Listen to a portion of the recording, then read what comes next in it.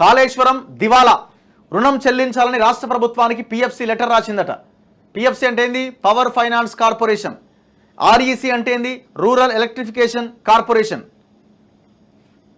ఈ పిఎఫ్సి నుంచి ఆర్ఈసి నుంచి దాదాపు 60 వేల కోట్ల లోన్లు ఇచ్చినారు.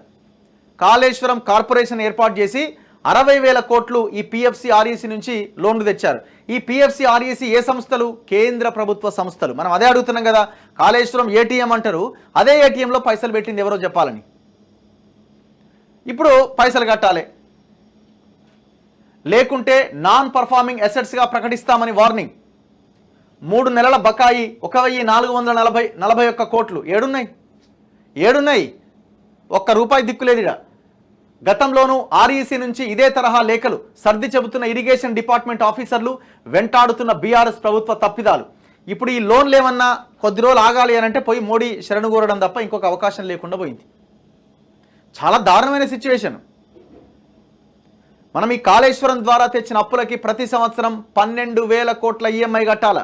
అది 12,000 కోట్ల ఈఎంఐ తెచ్చిన అప్పుకు ఇంట్రెస్ట్ అసలు కలిపితే మరి వడ్డీకి వడ్డీ పెరుగుతుందిగా. ఇప్పుడు 2 ఏళ్ల నుంచి కడతనే లేం మనం, మరి వడ్డీకి వడ్డీ అవుతుంది, మరి అది ఇంకా డబల్ అవుతున్నది. కాళేశ్వరం దివాలా, రుణం చెల్లించాలని రాష్ట్ర ప్రభుత్వానికి పిఎఫ్సి లెటర్ రాసిందట. పిఎఫ్సి అంటే ఏంది? Power finance corporation. ఆర్ఈసి అంటే ఏంది? Rural electrification corporation.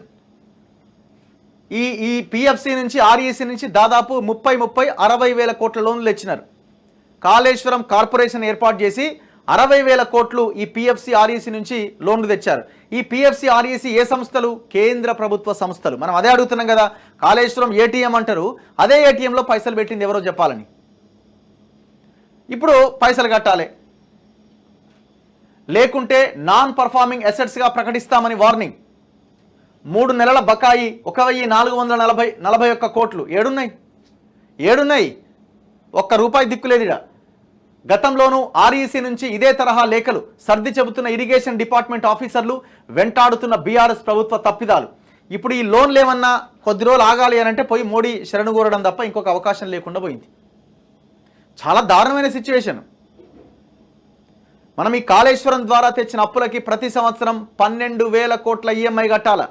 అది 12,000 కోట్ల ఈఎంఐ తెచ్చిన అప్పుకు ఇంట్రెస్ట్ అసలు కలిపితే మరి వడ్డీకి వడ్డీ పెరుగుతుందిగా. ఇప్పుడు 2 ఏళ్ల నుంచి కడతనే లేం మనం, మరి వడ్డీకి వడ్డీ అవుతుంది, మరి అది ఇంకా డబల్ అవుతున్నది.